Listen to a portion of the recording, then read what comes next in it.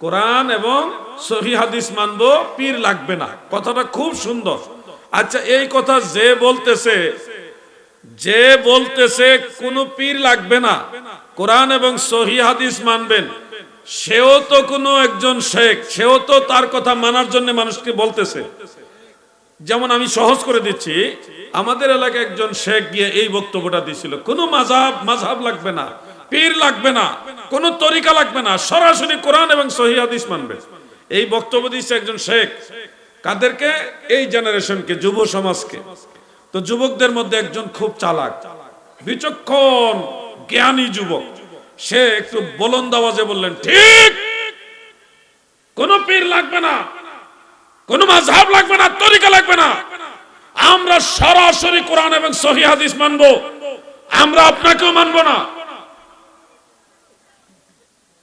কোন পীর সাহেবকেও মানবে না, মাযহাবকেও মানবে না, তরিকাও মানবে না, কোরআন এবং সহিহ হাদিস মানবে। তাহলে মাঝখানে উনি কে? আপনারা জানেন, এই পাক ভারত উপমহাদেশে ব্যাপকভাবে ইসলাম ধর্ম প্রচার করছেন আউলিয়া কেরাম, এটা সত্য। কিন্তু সর্বপ্রথম ইসলাম ধর্ম এই ভারতবর্ষে প্রচার করছে সাহাবাই কেরাম। নবীজির সাহাবীরা এই ভারতবর্ষে এসে ইসলাম প্রচার করছে।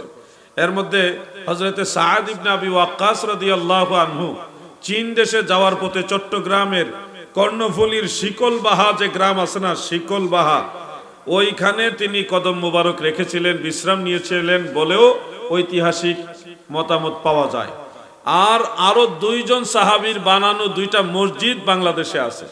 রাসূল করিম সাল্লাল্লাহু আলাইহি ওয়াসাল্লামের সাহাবাই কেরামদের মধ্যে দুই দল সাহাবী দুই জায়গায় দুইটা মসজিদ বানাইছে, যেগুলি এখনো আছে। একটা হলো রংপুরের লালমনিরহাট জেলার সদরেই একটা মসজিদ আছে, এটা ৬২ হিজরির দিকে একটা মসজিদ তৈরি করা হয়েছে, যেখানে পাথরের মধ্যে খচিত হিজরি সনটা লেখা আছে। এইটা আলহামদুলিল্লাহ লালমনিরহাটে আছে, কখনো গেলে ওই মসজিদে নামাজ পড়ে আসবেন। দ্বিতীয় আরেকটা মসজিদ আছে হযরতে কেল্লা শহীদ রহমাতুল্লাহ আলাইহির মাজারের পাশে, ব্রাহ্মণবাড়িয়া জেলায় আখাউড়া থানায় খরমপুরে কেল্লা বাবার মাজারের পাশে। ওই কেল্লা শহীদ রহমতুল্লাহ মাজারের পাশে একটা মসজিদ আছে, পুরাতন মসজিদটা। এটার মধ্যে তৈরির সনটা লেখা আছে ত্রিপুরা সনের একটা সন। ওইটা যদি হিজরিতে আপনারা ম্যাচিং করেন, তখন দেখবেন সাহাবাই কেরামের সময়কাল পড়ে যায়। তার মানে এই মসজিদটা রাসূল করিম সাল্লাল্লাহু আলাইহি সাল্লামের সাহাবীদের আমলে তৈরি করা হয়েছে। দুইটা মসজিদ পাওয়া গেছে বাংলাদেশে, যেগুলি প্রিয় নবীজির সাহাবীদের সময়কালের মসজিদ। তার মানে এই দেশে ইসলাম আজকাল আসে নাই, ইসলাম বহু আগে আসছে। এত আগে আসছে যে সাহাবীদের সময় ইসলাম আসছে। ভাই আমার, আপনারা চট্টগ্রামের মানুষ, এই জন্য সবচেয়ে বেশি ভাগ্যবান। সাহাবাই কেরাম যারাই আসছে এই বন্দর হয়ে আসছে, চট্টগ্রাম বন্দর হয়ে। এর মধ্যে সাদ ইবনে আবি ওয়াক্কাস রাদিয়াল্লাহু আনহুর কদম মোবারকের ধুলা আপনারা পেয়েছেন। এই জন্য চট্টগ্রামের মানুষ সাহাবীদের তাজিম করে বেশি। এই যে মিশর গেছিলাম, গিয়ে দেখি মিশরের মানুষের তেলাওয়াত খুব সুন্দর, নামাজ পড়লে নামাজ পড়তেই মন চায়। আল আজহার বিশ্ববিদ্যালয়ের পাশে যে মসজিদটা, আল আজহারের মসজিদটা, ওখানে নামাজ পড়তে গেলাম, আল্লাহ এত সুন্দর, মানে তেলাওয়াত শুনতেই মন চায়। ঘটনা কি? পরে একজন বলল, আল্লাহর নবীর দুইজন কারি সাহাবী যারা তেলাওয়াতে সবচেয়ে সুন্দর সুকণ্ঠিকা কারি সাহেব ছিলেন, এরকম দুইজন সাহাবী ওই সময়ই মিশরে আসছিলেন ইসলাম প্রচারের জন্য। তো ওই দুইজন সাহাবীদের সোহবতের কারণে 1400 বছর হয়ে গেছে, তাও এখনো সাহাবীদের তেলাওয়াতের তাসির তাদের জবানের মধ্যে পাওয়া যায়। সুবহানাল্লাহ। দুইজন সাহাবীর মধ্যে হযরতে উকবা বিন আমির রাদিয়াল্লাহু আনহু একজন, আরেকজন হযরত আবু দারদা রাদিয়াল্লাহু আনহু। দুইজন সাহাবীর মাজারি আমি জিয়ারত করে আসছি। একজন যখন মদিনা শরীফ থেকে চলে যায়, মিশরের দিকে রওনা দেয়, চেহারাটা মলিন। নবীজি বলেন, উকবা তোমার চেহারা মলিন কেন? কই, ইয়া রাসূলুল্লাহ, আপনাকে ছেড়ে দূরে চলে যাব, আমি তো আপনাকে না দেখে শান্তি লাগে না, আমি কি করব, আমি থাকবো কিভাবে? তখন নবীজি একটা আয়না, নবীজি নিজে ব্যবহার করতেন আয়না মোবারক, যেটা ওই আয়না মোবারকটা দিয়ে বলল যে এই আয়নাটা আমি তোমাকে দিলাম, তোমার কাছে রেখে দিও, আমি রসুলের কথা মনে পড়লে আয়নার দিকে তাকাইও। সুবহানাল্লাহ। এখনো ওনার মাজারের পাশে সে আয়নাটা আছে। সে আয়নাটা চুম্বন করা যায়, আগের মতো নাই, কালো হয়ে গেছে। মানুষ চুম্বন করতে করতে একবার কালো হয়ে গেছে। সে আয়নাটা সাহাবীদের তাসির এখনো মিশরে পাওয়া যায়, সাহাবীদের তাসির এখনো চট্টগ্রামে পাওয়া যায়, বাংলাদেশে পাওয়া যায়। বাংলাদেশের অন্যান্য এলাকায় সাহাবীদের মহব্বতের লোক আছে, আছে না নাই?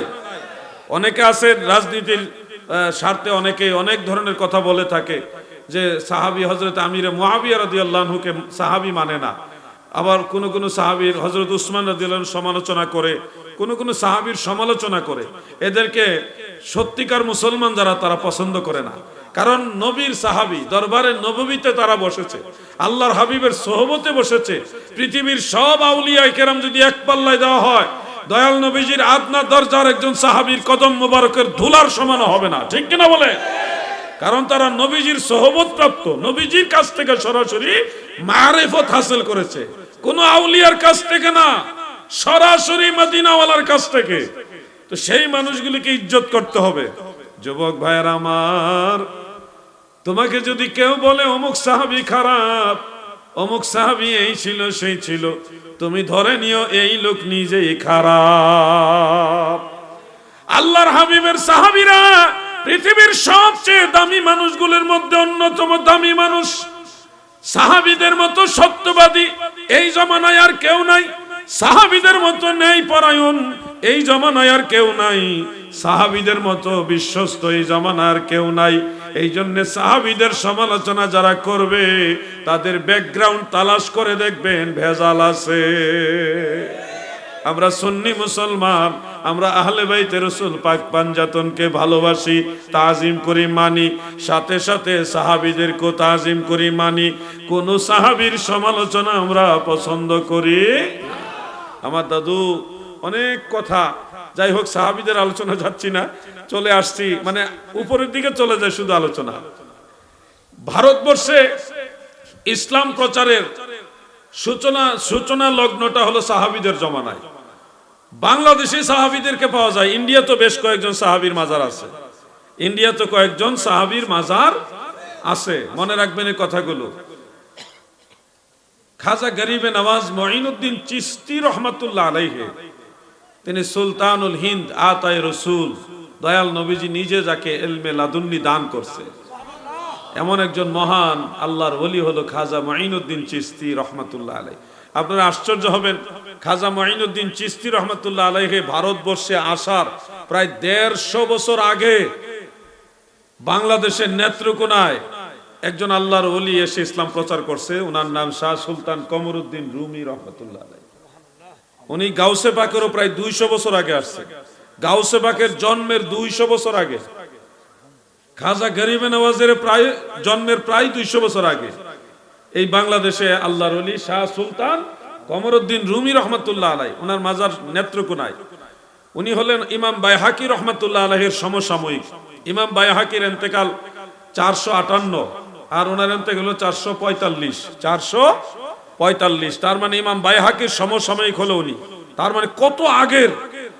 এরপরে আমি নারায়ণগঞ্জে কয়দিন আগে তালাশ করতে করতে বন্দর থানায় গেলাম, গিয়ে দেখি ওখানে কদম রসুল নামক একটা মাজার আছে, একটা পাথরের মধ্যে নবীজির কদম মোবারকের ছাপ। এটা দেখার জন্য আমি রওনা দিলাম। তো গিয়ে দেখি একটা পাথরের মধ্যে কত সুন্দর নবীজির কদম মোবারকের ছাপ, আঙ্গুল মোবারক যে রাখছেন, পাথর ওইভাবেই নবীজির আঙ্গুল মোবারকের ছাপটা রেখে দিয়েছে। নবী রাসূল যারা, তারা যখন কোনো পাথরের মধ্যে দাঁড়াইতেন, ওই পাথরটা তোলার মতো নরম হয়ে যেত, এমনকি লোহার মধ্যে দাঁড়াইলেও সেটা তোলার মতো নরম হয়ে যেত। দাদু, ওই পাথরটা দেখতে গিয়ে দেখি এটা কে আনছে এই দেশে, এই পাথর বাংলাদেশে কে নিয়ে আসে। এই খবর নিতে যে 2 জন লোকের সন্ধান পাইলাম।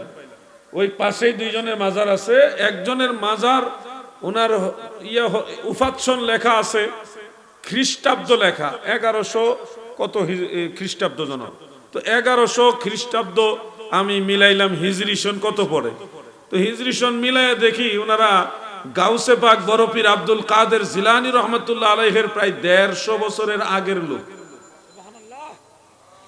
তার মানে বাংলাদেশের নারায়ণগঞ্জে নবীজির কদম মোবারকের ছাপ নিয়ে ইসলাম প্রচারের জন্য এই আল্লাহর আউলিয়ারা এসেছেন গাউসে পাকেরও আগে। আমি আমার বাংলাদেশের কথা ইতিহাস বলতেছি, ভারতবর্ষের ইতিহাস তো আরো ব্যাপক।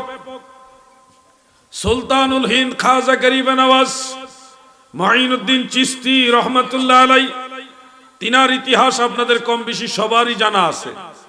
আমি শুধু অল্প দুই একটা কথা বলবো, তবে এই জামানায় আউলিয়াদের কথা বলতেও একটু টেনশন লাগে। যুবকরা, এই বিশেষ করে এই জেনারেশন যারা জেনজি না কি জানে বললেন না, গেনজি কি কয় এটারে, এই জেনজি না কি বলে, জেনজি তো না, এই জেনারেশনটা মানে একটু ব্যতিক্রম, একটু ব্যতিক্রম একটা জেনারেশন। এজন্য আমরা অনেক সময় খুব চিন্তা করে কথা বলি। আমরা কোনোদিন আগে এত ভাবে চিন্তা করে কথা বলতাম না, কিন্তু এদেরকে আরো সহজ করে বুঝাইতে হয় মানে অনেক বেশি বুঝাইতে হয়। কারণ এটার পিছনে মূল এফেক্ট হলো এই জেনারেশনকে নষ্ট করার জন্য ইসরায়েল থেকে, আমেরিকা থেকে, সৌদি হয়ে আগে থেকেই এই জেনারেশনটা নষ্ট করার জন্য ষড়যন্ত্র করা হয়েছে।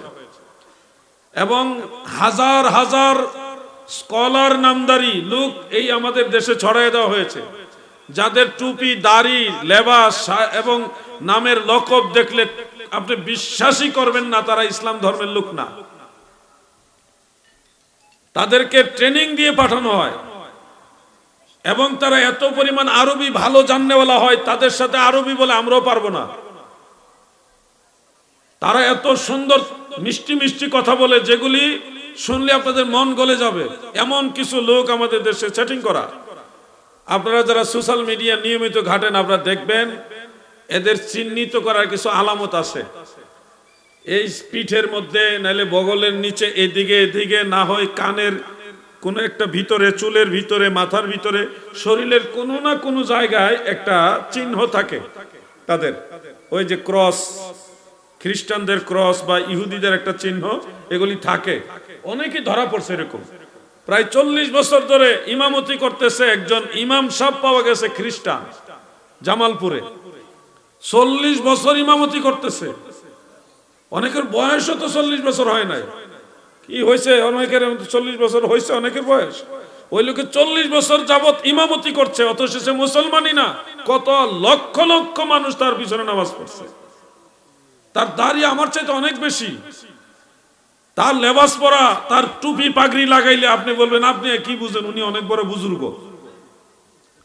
মনে রাখবেন এই কথাগুলো। রাসূল আকরাম সাল্লাল্লাহু আলাইহি ওয়াসাল্লাম এই ধরনের লোক যে আবির্ভূত হবে ইঙ্গিত করে গেছেন। লিসানুহুম লিসানুল আরব ওয়া কুলুবুহুম কুলুবুল আযিম। তাদের লিসান হবে আরবীদের মতো বিশুদ্ধ জবান। যে আল্লাহ আপনার সাহায্য করুন। তাদের মুখের ভাষা হবে আরবীদের ভাষার মতো, কিন্তু তাদের কলব হবে আজমিদের মতো। তারা মানুষকে কথা বলবে মিষ্টি মিষ্টি ভাষায়, কিন্তু তাদের অন্তর হবে রুক্ষ। অন্তর হবে কি? রুক্ষ, কঠিন। আমার দাদু ভাইরা গো, আল্লাহর আউলিয়াদের সম্পর্কে তারা নেগেটিভ মেসেজগুলি ছড়াবে। কেন জানেননি? আল্লাহর আউলিয়াদের প্রতি যদি আপনাদের মহব্বত থাকে, তাহলে প্রকৃত ইসলামের চর্চা আপনাদের মধ্যে থাকবে। প্রিয় ভাই আমার, আমাদের এই জেনারেশন যারা রয়েছেন, তাদেরকে বিভ্রান্ত করার জন্য বহু রকম ষড়যন্ত্র কাজ করতেছে। তারা যেন আল্লাহর ওলিদেরকে শ্রদ্ধা না করে পীর মুর্শিদের কাছে না যায়, এই জন্যে আলাদাভাবে তাদেরকে ব্রিফিং করা হয়।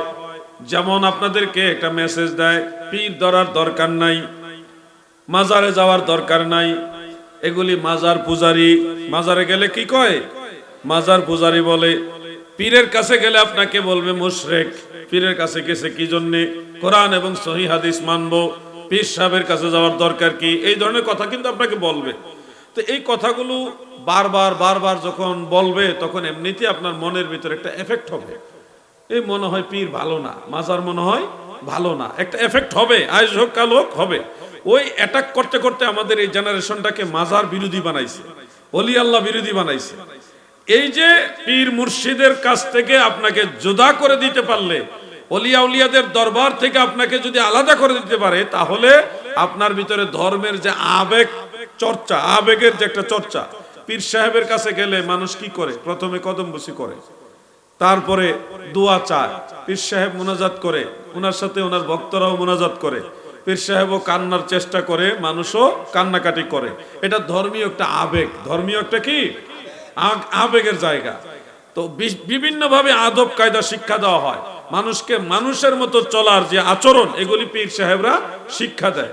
কিন্তু এটা থেকে আপনাকে দূরে সরাবার জন্য স্লোগান দিবে কি, কোনো পীর লাগবে না, সরাসরি কোরআন এবং সহিহ হাদিস মানলেই হবে। কথাটা কত সুন্দর চিন্তা করছেন, কোরআন এবং সহিহ হাদিস মানবো, পীর লাগবে না, কথাটা খুব সুন্দর। আচ্ছা, এই কথা যে বলতেছে কোনো পীর লাগবে না, কোরআন এবং সহিহ হাদিস মানবেন, সেও তো কোনো একজন শেখ, সেও তো তার কথা মানার জন্য মানুষকে বলতেছে। যেমন আমি সহজ করে দিচ্ছি, আমাদের এলাকায় একজন শেখ গিয়ে এই বক্তব্যটা দিছিল, কোনো মাযহাব লাগবে না, পীর লাগবে না, কোনো তরিকা লাগবে না, সরাসরি কোরআন এবং সহিহ হাদিস মানবে। এই বক্তব্য দিচ্ছে একজন শেখ। কাদেরকে? এই জেনারেশনকে, যুব সমাজকে।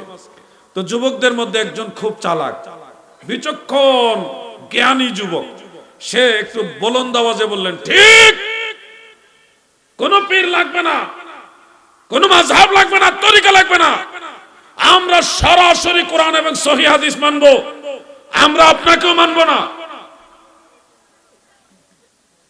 কোন পীর সাহেবকেও মানবে না, মাযহাবকেও মানবে না, তরিকাও মানবে না, কোরআন এবং সহিহ হাদিস মানবে। তাহলে মাঝখানে উনি কে? উনি তো কোরআন শরীফও না, উনিও তো সহিহ হাদিসও না, উনি তো একজন ব্যক্তি, তাই না? তো ওই যুবক কত জ্ঞানী, সে বলতেছে আমরা আপনাকেও মানবো না। এবার শেখ ধরা খাইছে, আমাকে কেন মানবে না, আমি তো কোরআন এবং সহিহ হাদিসের কথাই বলি।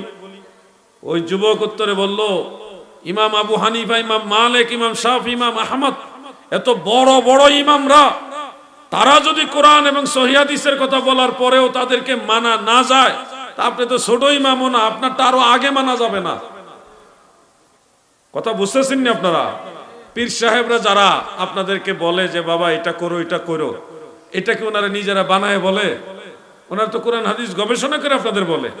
মাযহাবের ইমামরা বলছে এইভাবে নামাজ পড়িও, এইভাবে যাকাত দিও, এইভাবে বিবাহ শাদী পড়ায়ও। এই যে মাসআলাগুলি ওনারা দিলেন, এগুলি তো ওনারা নিজে বানায়া দেন নাই, ওনারা তো কোরআন হাদিস গবেষণা করে দিয়েছেন। তো ওনারা যদি কোরআন হাদিস বললে না মানা যায়, তাহলে এই জমানার নয়া শেখ সলিমউদ্দিনের ফুলা কলিমউদ্দিন হঠাৎ শেখ, ওনার কথা কেন মানা যাবে?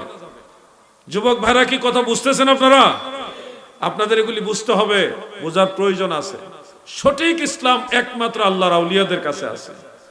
আর যারা আল্লাহর আউলিয়াদের কাছ থেকে আপনাদের জুদা করতে চায়, এরা কোনো না কোনো ভাবে আপনাদেরকে সন্ত্রাসী, জঙ্গি কায়দা ওই দিকে নিয়ে যাবে।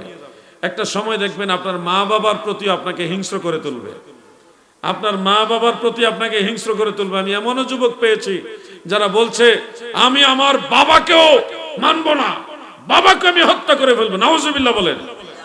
মানে একটা উসিলা ধরছে যে বাবা যদি মাজারে যায় তাহলে বাবাকেও তার সে মানবে না। আচ্ছা, মাজারে যাওয়াটা যদি অপরাধ হয়, মাজারে যাওয়াটা যদি অপরাধ হয়, গুনার কাজ হয়, তাহলে আমরা কেন কবরে যাই? জিয়ারত করতে কবরে যাই না? তো কবরে যাওয়া যদি অপরাধ না হয়, তাহলে মাজারে যাওয়া অপরাধ কেন?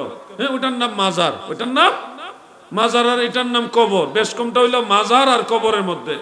ভাই আমার, আপনাদের মাথায় অনেকের টুপি আছে, আছে না? এই টুপিটা কি দিয়ে বানাইছে? সুতা কাপড় দিয়ে, তাই না? সুতা কাপড় দিয়ে। তো এই সুতা কাপড় দিয়ে আপনার মাথায় একটা কাপড়, এটা একটা সিস্টেম করে এইভাবে লাগাই দিয়েছেন, এখন এটার নাম হয়ে গেছে কি? টুপি। এটা পায়ে লাগাননি? পায়ে লাগান না। আচ্ছা, আপনার পায়জামা বা লুঙ্গি, এইটা কি? এটাও তো সুতা কাপড়। কথা বুঝেন নাই? তো এটাও যেমন সুতা কাপড়, ওইটাও সুতা কাপড়। এটা এখানে লাগাইছেন বিধায় এটার নাম টুপি, আর এটা এইখানে পরছেন এই জন্য এটার নাম লুঙ্গি। তো লুঙ্গি পায়ে লাগলে কেউ আইব মনে করে না, দুষ মনে করে না, জিনিস কিন্তু একটাই। কিন্তু এই একই জিনিস দিয়ে টুপি বানাইলে এটা মাথায় রাখে, এটাকে মানুষ সম্মান করে, এটা পায়ে লাগতে দেয় না। আপনি দেখেন, আপনার টুপি আর লুঙ্গি দিয়ে আপনি বুঝেন, সাধারণ মানুষ মারা গেলে তাদেরটা কবর, আল্লাহর ওলি তারা মারা গেলে ওটা কবর, ওইটাও, এটাও নিচেরটাও সুতা কাপড়, উপরেরটাও সুতা কাপড়, এটাও কবর, ওইটাও কবর। বেশ কমটা হইলো সম্মানের জায়গা। টুপিটা একটা সম্মানের জিনিস, এটা সুন্নতি পোশাক, ঠিক কিনা বলেন? ওই যে আল্লাহর ওলি হযরত শাহজালাল রহমাতুল্লাহ আলাইহির কবর, শরীফ, এটাও কবর, কোনো সন্দেহ নেই, এটাও কবর। কিন্তু এই কবরে যে শুয়ে আছে ওই ব্যক্তি আমার মতো আপনার মতো সাধারণ ব্যক্তি না, তার সম্মানের কারণে লাখ লাখ মানুষ সেখানে জিয়ারতে যায়, ওই জিয়ারতের কারণে এটা হয়ে গেছে মাজার। ঠিক কিনা বলেন? এই সাধারণ জিনিসটা যদি আমরা না বুঝি, আমরা কেমন জ্ঞানী হইলাম, কেমন বুদ্ধিমান হলাম। মাজার চিনে না কবর চিনে, মাজার মানে না কবর মানে। কিছু ভাইরা আমরা পীর মানি না শায়েখ মানি, লাউ চিনে কদু চিনে না। কেমন বুকায়রা, চিন্তা করা যায়। লাউ চিনে কদু চিনে না। শায়েখ আর পীরের মধ্যে শব্দের বেশ কম, অর্থগত জিনিস একটাই। শায়েখ হলো যিনি আরব দেশের মধ্যে বয়োজ্যেষ্ঠ, একটু বয়সে বড় এবং একটু জ্ঞানী, এই ধরনের ব্যক্তিদেরকে আরবের মানুষ শায়েখ বলে। কি বলে? শেখ বলে। তো এই শব্দটাকে ফার্সি ভাষায় বলা হয় পীর। পীর কি বলা হয়? পীর মানে বয়োজ্যেষ্ঠ মুরব্বী, কিন্তু জ্ঞানী, জ্ঞানী মুরব্বীকে বলা হয় ফার্সি ভাষায় পীর। তাবলিগ জামাতে যাবেন, যদি কেউ গিয়ে থাকেন দেখবেন তাবলিগ জামাতে যিনি মোটামুটি সবার সিনিয়র এবং অভিজ্ঞ তাকে মুরব্বী বলে। কি বলে? মুরব্বী। দেখেন ওনারা কিন্তু মুরব্বী মানে পীর মানে না। আর আহলে হাদিস যারা, তারা শায়েখ মানে পীর মানে না। আমরা সুন্নিরা পীর মানি, শায়েখ মানি না। বিষয়টা কেমন মানে হযবরল হয়ে যাচ্ছে। আসল বিষয়টা কি জানেন? যাকে আরবের মানুষ শায়েখ বলে তাকেই পারস্যের মানুষ পীর বলে, তাকেই বাংলাতে মুরব্বী বলে। শব্দগতভাবে যদিও একটা শব্দ মুরব্বী, বয়সে মুরব্বী হইলে পীর হয় না। এলমে দ্বীনের মধ্যে এলমে জাহের, এলমে বাতেন, দুই প্রকার জ্ঞান। এক কথায় শরীয়ত, তরিকত, হাকিকত, মারিফত, কোরআন সুন্নাহর বাহ্যিক ইলম এবং বাতিনি ইলম, আভ্যন্তরীণ ইলম, সমস্ত জ্ঞান অর্জন করতে করতে জ্ঞানের পর্যায়ে যিনি মুরব্বী হয়েছেন, জ্ঞান বৃদ্ধ, জ্ঞান বৃদ্ধ, জ্ঞানের বৃদ্ধ, তাকে বলা হয় পীর। ভাই আমার, দেখবেন অনেক শায়েখ আছে দাড়ি এখনো পাকছে না, কিন্তু উনি শায়েখ। দেখবেন তাবলিগ জামাতে অনেক মুরব্বী আছে এখনো পুরোপুরি দাড়ি পাকে নাই, উনি মুরব্বী, কারণ উনি ওই ব্যাপারে পারদর্শী, জ্ঞানী। আমাদের পীরদের মধ্যে অনেক পীর আছে বয়োজ্যেষ্ঠ, আবার অনেক আছে পুরোপুরি দাড়ি পাকে নাই, কারণ তরিকতের যে জ্ঞান, ইসলামের যে জ্ঞান, এই জ্ঞানের পর্যায়ে উনি পাণ্ডিত্য অর্জন করেছেন। মূল বিষয়ের ক্ষেত্রে শায়েখ বলেন, পীর বলেন আর মুরব্বী বলেন, জিনিস কিন্তু একটাই। কেউ নিজের দলের কারণে শায়েখ মানে না পীর মানে, কেউ আবার নিজের দলের কারণে শায়েখ মানে পীর মানে না। শব্দ কিন্তু একই, জিনিসও একটাই। আমরা যারা সুন্নি, আমরা শায়েখও মানি, পীরও মানি, মুরব্বিও মানি, কারণ জিনিস একটাই। কিন্তু লামাযহাবী যারা, ইমানসুরের দল, এগুলার আমরা মানি না। এরা যদিও শায়েখ সাজে, কিন্তু অরিজিনাল শায়েখ তারা না গো। তারা সেমিদাজ্জাল, আমার নবীজির ভবিষ্যৎবাণীর লোক তারা। আল্লাহর হাবিব রাহমাতুল লিল আলামিন, আমাদের দয়াল নবী, তাদের ব্যাপারে ভবিষ্যৎবাণী করে গেছেন। নবীজি বলেছে, আমার উম্মতের মাঝে শেষ জামানায় সর্বোত্তম ব্যক্তি যারা হবে, সবচেয়ে দামি মানুষ যারা হবে, তারা হবে উলামায়ে কেরাম। আবার সবচেয়ে বেশি নিকৃষ্ট যারা হবে, তারাও হবে উলামায়ে কেরাম। আলেমদের দুই কিসিম নবীজি বলে গেছে, একটা অনেক দামি, আরেকটা নিকৃষ্ট। তারাও আলেম, দামি যারা তারাও আলেম, নিকৃষ্ট যারা তারাও। আল্লাহর ওলিদের দরবারে যাও, দেখবা বড় অক্ষরে লেখা আছে, ইবাদত কবুলের পূর্ব শর্ত হলো হালাল রুজি। ইবাদত কবুলের পূর্ব শর্ত কি? হালাল রুজি।